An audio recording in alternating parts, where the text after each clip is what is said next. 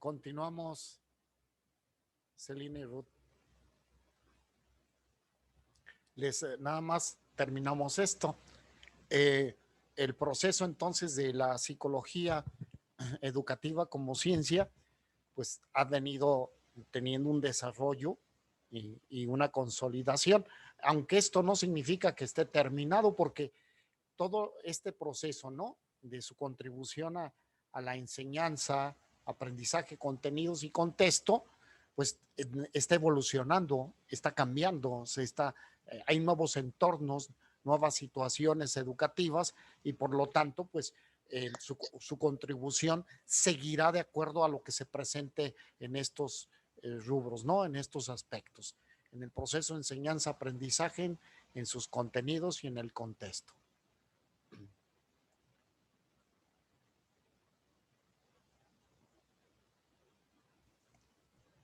Seguimos. La psicología educativa desde una perspectiva histórica está enmarcada en los procesos de aprendizaje y enseñanza, teniendo en cuenta que los psicólogos educativos se han empeñado en comprender cómo es que las personas se dedican a aprender cosas, así como se analizan la manera como se dan estos procesos. Desde la pedagógica y didáctica, el psicólogo educativo intentará velar porque estos procesos sean adecuados en la buena ejecución de estos dos conceptos para que asimismo se dé el aprendizaje que se requiere. Ok.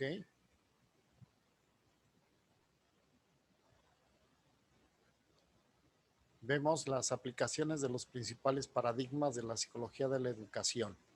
Aquí vamos a empezar a ver las diferentes corrientes, ¿no?, que existen. Bueno, aquí tenemos que primero analizar que la psicología de la educación se divide en dos paradigmas aportados por la psicología general y los propiamente psicoeducativos. Los de la psicología general son soluciones de problemas y desarrollo y planteamiento de los descriptivos y explicativos. Los psicoeducativos, bueno, son las contribuciones que se hacen a los paradigmas generales y el desarrollar a partir de un modelo educativo. Un ejemplo, Celina, de los paradigmas psicoeducativos aplicados, por ejemplo, al aspecto general, estamos hablando ya de un sistema educativo, por ejemplo, ¿sí? ¿Qué tanta injerencia tiene el psicólogo educativo en la nueva escuela mexicana? ¿Estamos? Pues sí. Y luego hay contextos educativos especiales, ¿no? Estoy hablando, por ejemplo, del sistema, ustedes lo conocen, ¿no? ¿Cuál es el sistema personalizado? Inclusive que hay escuelas que llevan su nombre. El sistema Montessori, ¿no? Por ejemplo. Así es. Pero el constructivista también. Pero vienen siendo sistemas que están evolucionando, ¿estamos? Están evolucionando. Y en los paradigmas, en las situaciones educativas especiales, entonces tenemos la contribución a solucionar problemas educativos especiales que se están presentando, ¿no? Entonces, aquí cuando alguien dice, vamos a desarrollar habilidades matemáticas, entra el psicólogo educativo junto con el pedagogo y junto con el licenciado en matemáticas, el ingeniero, etcétera, para ver cuáles son las estrategias más adecuadas para que se pueda llevar a cabo el proceso de enseñanza-aprendizaje. Es correcto. Los paradigmas en el contexto de la psicología educativa son aquellos elementos que explican una realidad formativa, predicen los nuevos acontecimientos y con ello mayor conocimiento. Decimos que en psicología, chequen bien esta palabra, predicen, o sea, no nada más conoces, sino que vas a predecir las conductas, ¿sí?, que se pueden presentar en el futuro. Esto hablo de psicología educativa, pero también hablo de cualquier área de la psicología, ¿eh?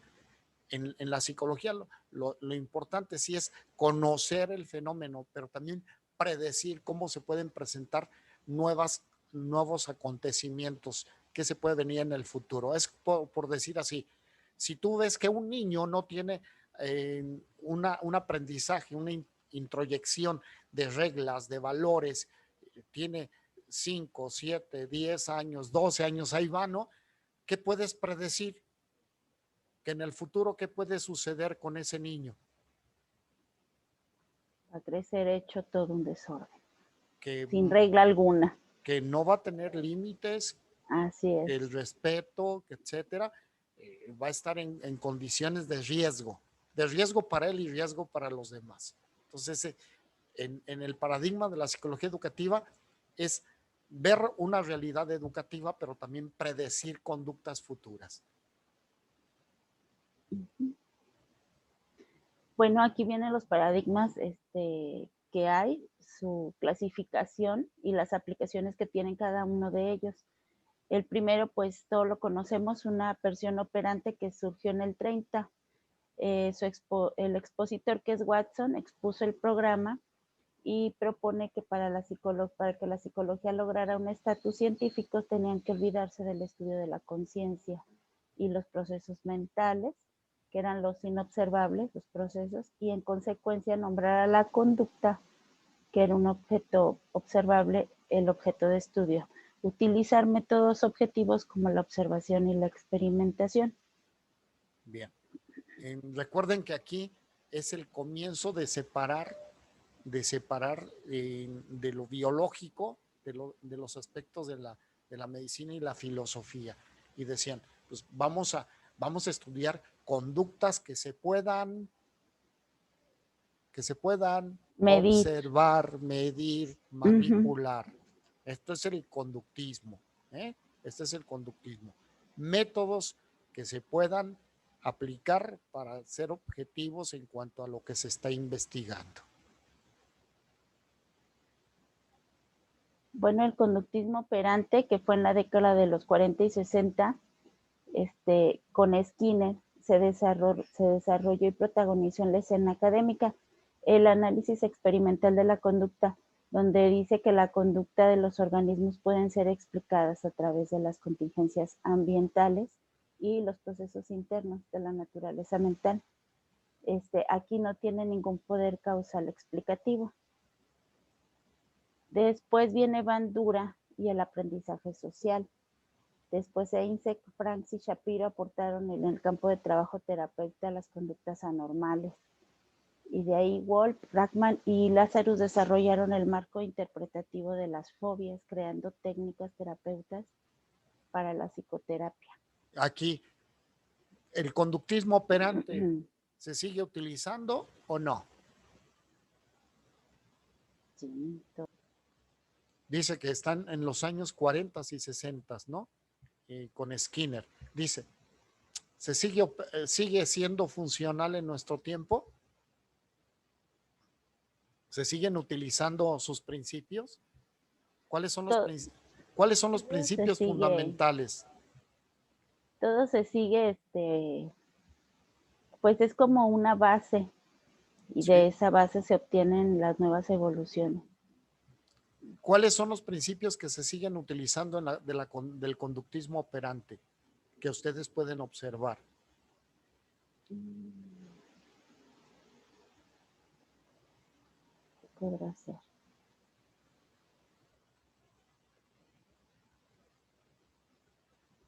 Fíjense bien, estamos hablando de que se manejan estímulos. Estudia el fenómeno estímulo-respuesta. Estudia el conductismo operante, la aplicación de reforzamientos positivos, reforzamientos negativos, premios, castigos. ¿Se siguen utilizando o no? ¿Sí? Fátima, ¿te lo siguen aplicando a ti? Sí. Sí. Y nos lo siguen aplicando a todos, ¿no? A todos esos principios. Seguimos.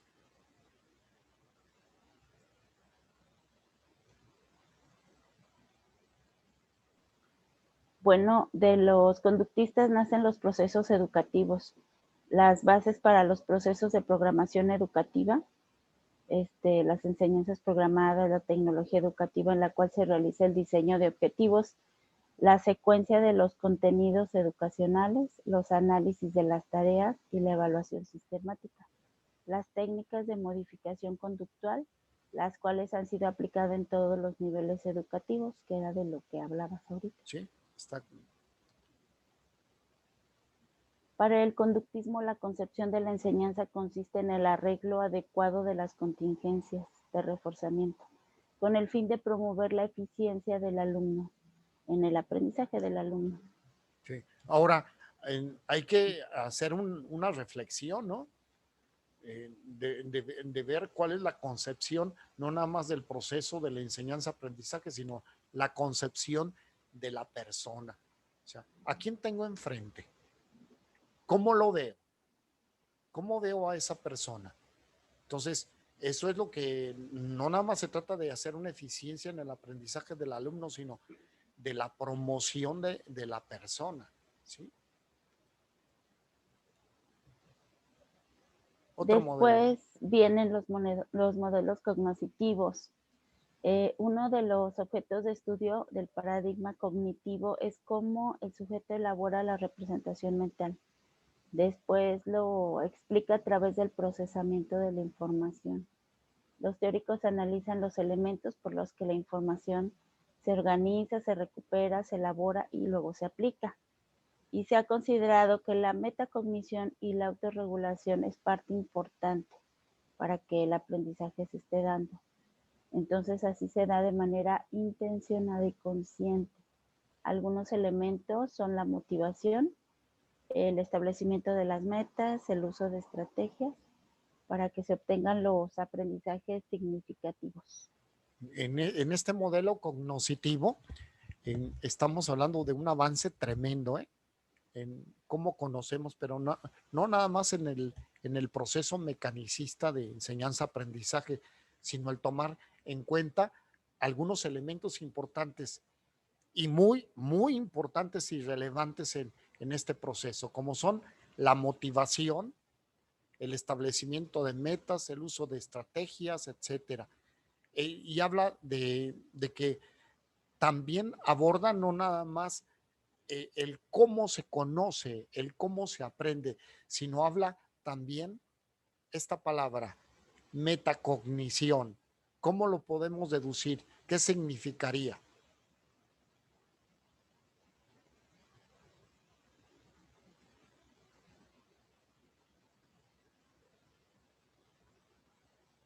Fíjense aquí en esta parte que está anterior, dice, los teóricos analizan los elementos por los que la información se organiza, recupera, elabora y aplica. Y entonces, ¿qué tiene que ver con la metacognición?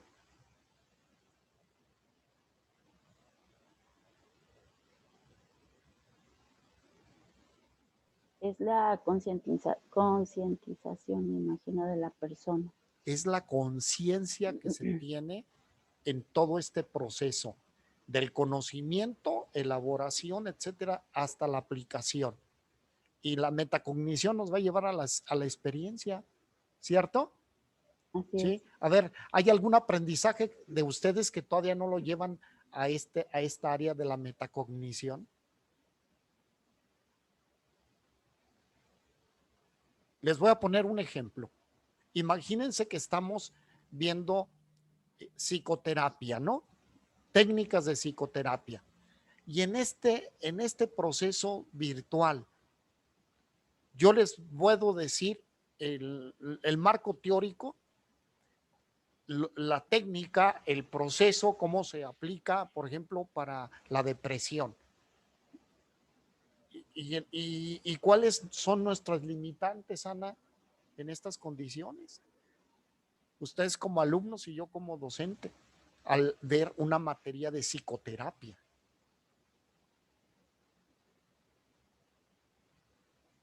¿Qué faltaría?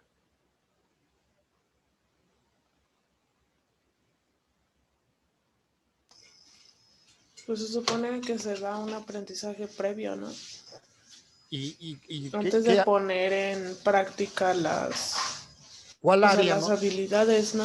¿Cuál área tienen ustedes ahí en la escuela que se pudiera prestar a esta práctica?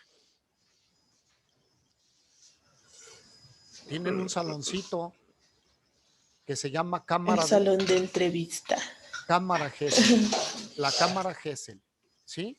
Estaríamos hablando que en su momento me verían a mí hacer un ejercicio, ustedes viéndome y después yo viéndolos a ustedes y después yendo a un centro donde se aplica la psicoterapia en sus diferentes niveles. Pudiéramos ir al hospital, ¿no? Psiquiátrico de León, y entonces indagamos, preguntamos, observamos, etcétera. Entonces, esto es lo que nos lleva a la metacognición, ¿sí? Cuando arropamos todo este proceso, ¿bien? Y hacemos que entonces el aprendizaje sí sea significativo. De otra manera, pues no sé cómo se quedaría, ¿no? Pero entonces necesitamos buscar de una manera general estrategias para que los aprendizajes se queden y que sean significativos para nosotros. Bien, seguimos. Bueno, hablando de la metacognición, dice que se ha considerado y también la autorregulación parte importante para el aprendizaje. Para así de manera intencionada y consciente la persona tenga de dónde apoyarse. Algunos elementos son la motivación, establecimiento de metas y uso de estrategias. Okay. Eso creo que ya lo habíamos visto. Desde que surge este programa se han propuesto derivaciones y aplicaciones al campo de la educación. La teoría del aprendizaje significativo de Ausubel, las aplicaciones educativas de teorías de esquemas, las estrategias institucionales, la tecnología del texto, la investigación, programas de entrenamiento, estrategias cognitivas, la metacognitiva, enseñar a pensar y los enfoques de expertos y novatos. Entonces se desencadena a partir de esto, toda una, como si fuera una cascada de propuestas súper interesantes, donde se suman las tecnologías, se suman el campo de la investigación, donde se suman los programas donde se enseñan las estrategias de cómo se aprende. Ahorita hay muchas herramientas, muchas herramientas. Por ejemplo, aquí en León han escuchado de escuelas, no escuelas, como son centros de capacitación en matemáticas, que dice, aquí les enseñamos a sus niños las matemáticas a profundidad y se van a divertir, etcétera. ¿Sí? ¿Sí las han escuchado? En los centros de escuelas, por ejemplo, el Pitágoras, y hay otros que, ¿cómo le llaman? Ahorita se me fue el nombre de otro centro que también oferta estos servicios de las matemáticas. ¿Kumon? El Kumon. El Kumon es el más conocido. Y luego el Pitágoras es otro, ¿no? Pero el más conocido es el Kumon. Y esto es, enseñan, fíjate bien, no nada más a que hagan mecanizaciones los niños, ¿no? Estoy hablando desde el inicio del trabajo con ellos, sino que les enseñan a pensar. Apareciera como que ser muy fácil, ¿no? Pero un fundamento importantísimo del aprendizaje es enseñar a pensar. Por eso es que no se queda nada más en la mecanización, sino en la aplicación y solución de problemas. No nada más es 5 por 8, 40, sino ¿cómo puedo llegar al 40? ¿De cuántas maneras puedo llegar al 40? ¿Qué representa el concepto 40? ¿Sí recuerdan? No sé si hice una vez este ejercicio con ustedes. ¿Sí lo hice o no lo hice? Sí lo hice. Entonces, esto es lo interesante, el que el pensamiento fluya y vaya caminando para hacer todo un ejercicio interesante de esto, ¿no? El construir. Entonces, esto lleva también, tengo por ahí, hay un método de lectura de agilidad, ¿no? De velocidad, que ha sido criticado en algunos campos, pero no existe nada más un método para enseñanza de este tipo de lectura. Hay muchos métodos, pero uno que me llamó fuertemente la atención vino de la Ciudad de México y se establecieron aquí, se llamaba Mental Tech, donde aplicaban esta técnica desde niños de 6 años hasta aquel que tuviera doctorado. Y me sorprendieron los resultados porque los vi en gente que yo conozco y vi la diferencia entre su inicio y después su desarrollo. Gentes que leían un libro en 1 hora, ¿no? Por ejemplo, pam, pam, pam, pero no nada más lo leían, sino que se quedaban aprendizajes, se quedaban conceptos importantes, lectura de comprensión. Y es uno de los puntos que tenemos que trabajar en el ámbito educativo. Tenemos dice, este talón de Aquiles. Nuestros niños, nuestras gentes no tienen lectura de comprensión, ¿cierto? Hay adultos que leen y les preguntan luego de esa lectura de una página, ¿y qué leíste? Ay, aguántame, espérame un poco, y vuelven a retomar la lectura, porque no tienen lectura de comprensión. No es nada más la retención, sino la comprensión. Y se ve cuando estoy trabajando con gentes ya que están terminando su carrera, que están haciendo sus tesis, que no saben parafrasear, están limitados, entonces no tienen la comprensión del contenido y no lo pueden expresar con sus palabras de otra forma, ¿no? Entonces quieren decir siempre lo mismo, ¿no? Parafrasearlo, desarróllalo, haz que tu pensamiento fluya, que tus ideas fluyan y se plasmen en lo que tú quieres transmitir. Y vamos con el siguiente modelo. Y el siguiente modelo es el humanista. El paradigma humanista surge como la tercera fuerza en los años 60. Se fundamenta en las corrientes filosóficas del existencialismo y la fenomenología, las cuales definen que el hombre es el centro de la vida y es un agente libre, responsable y capaz de elegir su destino.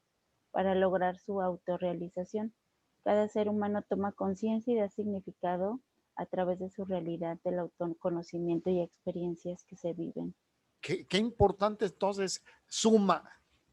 Yo les quiero decir que ustedes se tienen que convertir en gentes muy analíticas para hacer de su trabajo ecléctico. ¿Qué significa ecléctico esta palabra? Que tomen de cada modelo lo más conveniente para la aplicación y encontrar el resultado más adecuado según la persona. Este es el eclecticismo, ¿sí? No es una ensalada de todo, es diferente. Es una selección inteligente de métodos, técnicas, procesos para la aplicación. Entonces, vuélvanse eclécticos, ¿no? ¿Qué me deja el conductismo, el neoconductismo? ¿Qué me deja el cognoscitivismo? ¿Qué me deja el humanismo? O sea, ¿qué me deja para aplicarlo en dónde? ¿Sí?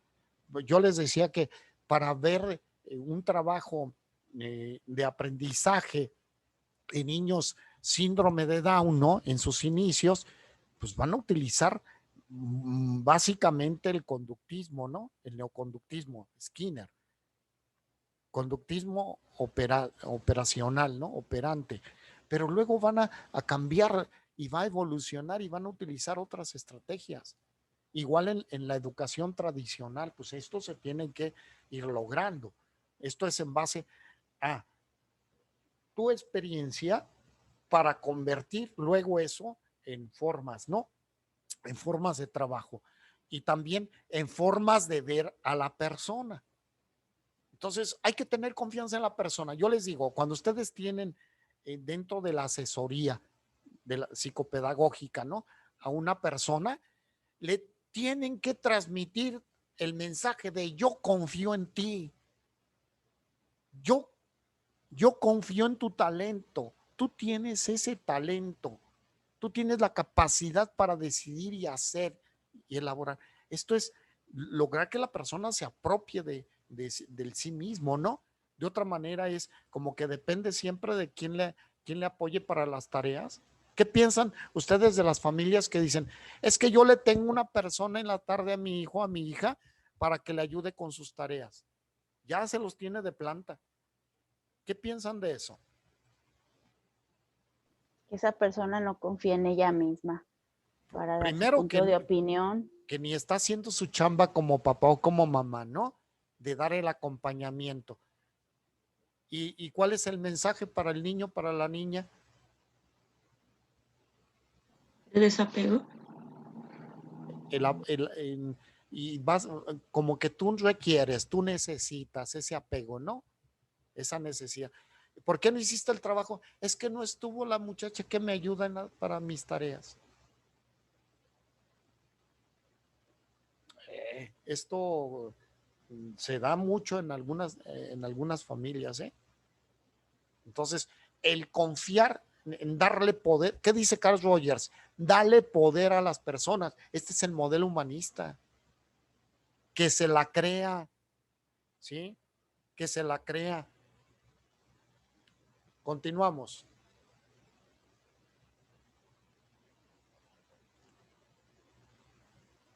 En la educación, el facilitador diseña situaciones para conducir al alumno a su autorrealización, enfatizando la responsabilidad, creatividad, iniciativa, reflexión, solución de problemas, la independencia, autorregulación, autoevaluación, pensamiento crítico y el trabajo colaborativo. Cristian, ¿en qué tiene que convertirse el psicólogo educativo, la psicóloga educativa? ¿En un qué? Facilitador. Facilitador. En un mediador. En un facilitador. La palabra lo dice, ¿no? La palabra lo dice. ¿Eh? La pedagogía es conducir y estamos hablando de facilitar, facilitar. No se convierte en la persona que dificulta, sino en la persona que facilita. Facilita no es regala, tampoco. Facilita es ayuda a que se descubra la persona como capaz de esto, de responsabilidad, creatividad, iniciativa, reflexión, solución de problemas, independencia, autorregulación, autoevaluación, el desarrollo de su pensamiento crítico y del trabajo colaborativo. ¿Ok?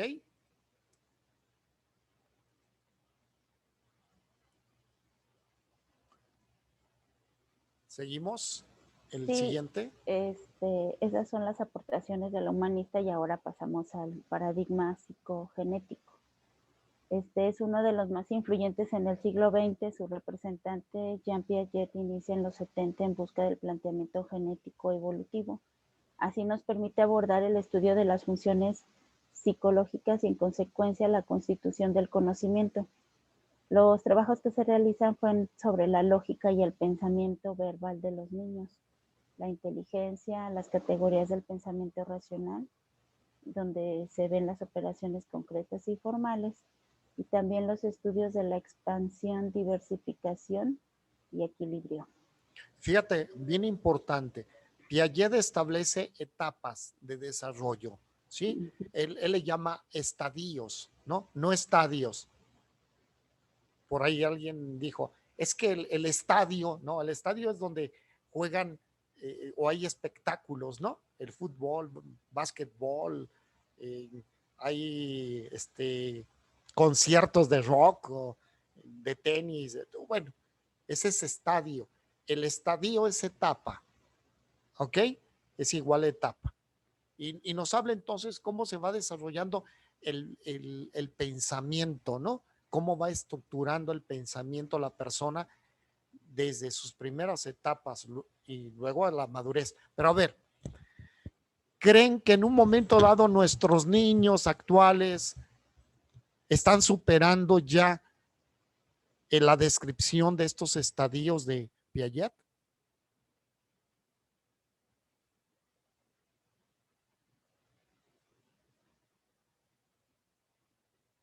¿En la actualidad? En la actualidad, ustedes tienen niños, ¿no? Las que son mamás, Sí. ¿sí? Y las que no, pues tienen sobrinos, primitos, etcétera. ¿Cuál es la diferencia? ¿Qué está viendo en estas nuevas generaciones? ¿Qué están recibiendo? ¿Qué se está desarrollando? Pues es que hay algunos niños que con ayuda pueden lograr las etapas, pero aquellas personas como las que estábamos viendo en el ejemplo anterior del paradigma humanístico, de que no se tiene ese apoyo, pues los niños se quedan ahí, aunque crezcan físicamente, psicológicamente están parados, ¿Qué está no pueden sucediendo? pasar. Por ejemplo, ¿qué está sucediendo con las tecnologías? Ahorita eso es lo que les iba a comentar, que ahorita pues se les da el iPad, teléfonos, entonces tienen una gran información, obviamente si es bien manejada, ¿no? Pero sí les abre como un panorama, o sea, son niños, que tienen una inteligencia, aunque a veces también dicen que eso no les ayuda, pero claro que sí les ayuda, porque el estar con el aparato, entonces ellos investigan tan solo cómo funciona y todas, por ejemplo, todas las aplicaciones que existen, entonces sí tienen un conocimiento importante. Entonces están desarrollando habilidades Habilidades. tecnológicas. Uh-huh. ¿A qué edad tuvieron su primera computadora ustedes?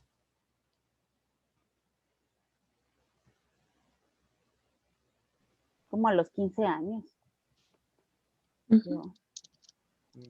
Mía propia de mí que ya la compraron, que me la compraran. Que tú ya tenías tu computadora. No importa si tú la compraste o que te la compraron. Es que no era mía, pero la usaba.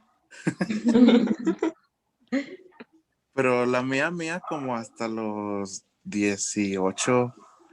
Ahora, pregúntenle a sus papás a qué edad tuvieron su primera computadora. No tuvo computadora, tenía máquina de escribir. Teníamos máquina de escribir, ¿sí? Teníamos máquina de escribir y las tesis las hacíamos en máquinas de escribir y nos decían tantos golpes por línea y ¿qué? Sí, una serie de así. Bueno, pero entonces en tecnologías nos están superando, pero lo que se está quedando quizá corto es la parte de la humanidad. ¿Sí? Y por decir de los, bueno, del manejo de la psique, por decirlo también así, porque, por decir, como dice Ruth, tienen acceso a tecnologías, pero también pues muchas cosas que, bueno, mucha información que viene de ahí puede ser como falsa o les puede alterar como ciertas partes que pues los vuelven más, ¿cómo se dice? O sea, se les quita mucho la inocencia que tienen de niños en ciertas etapas de su vida que son necesarias. Entonces, fíjate bien, tocaste un punto interesante, no se les están respetando sus etapas tampoco. A la niña que tiene 10 años se le quiere vestir como si tuviera 15 y a la de 15 se le quiere vestir provocativamente como si tuviera 20. Estoy hablando en términos generales, ¿no? Porque el término provocativo, ¿qué es, no? Pero hay papás, y yo se los digo, porque las llevaban a niñas de 15 años a los antros, a los antros. Y entonces los que están en entrada de seguridad decían, no puede entrar porque es menor de edad, y se ponían a discutir los papás, ¿y qué? Yo le autorizo. O sea, la estás aventando a etapas que no le corresponden vivir, tal es que son de 15 años y ya son mamás, ¿no? Y no nada más niñas, sino niños también. Bueno, seguimos. de precisamente el paradigma psicogenético, sus aplicaciones son ayudar a los alumnos a adquirir la confianza en sus propias ideas, saber actuar como experiencias sociales, físicas y lógico-matemáticas, el desarrollo psicológico, su autonomía, dar oportunidad a que el aprendizaje sea autónomo, estructurante, desplegarse sin obstáculos y actividades cooperativas, reducir la figura de autoridad para fomentar interdependencia y heteronomía moral e intelectual. Ok. Bueno, aquí ya vamos a ver el paradigma sociocultural, es el siguiente. Vygotsky en el 20 fue el fundador atraído por la actividad educativa y teniendo formación en áreas sociales y humanos se cuestionaba por una explicación sólida sobre las funciones psicológicas superiores. Así la conciencia de la evolución histórica y cultural. Este enfoque percibe al alumno como un ser social, producto y protagonista de múltiples interacciones sociales que se involucra a lo largo de su vida escolar, promoviendo el desarrollo de su propia personalidad. Así es. Entonces, viene a traer una contribución importantísima, conciencia de la evolución histórica y cultural, no nada más respecto de el desarrollo de habilidades cognitivas, ¿sí? Uh-huh.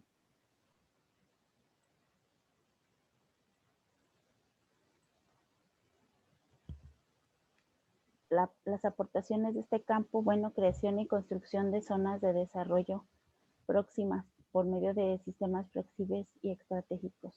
Promover procesos de apropiación de saberes, instrumentos de mediación socioculturalmente aceptados y valorados, y en los sistemas de evaluación determinar niveles de desarrollo en proceso del contexto y de la situación interactiva. Ok, bueno, pues esto va a entrar en el examen. Nada más quiero aquí aclarar. Zona de desarrollo próximo es, tú tienes un conocimiento, por ejemplo, de la suma. ¿Cuál es la zona de desarrollo próximo que le sigue a la suma? ¿El conocimiento de qué?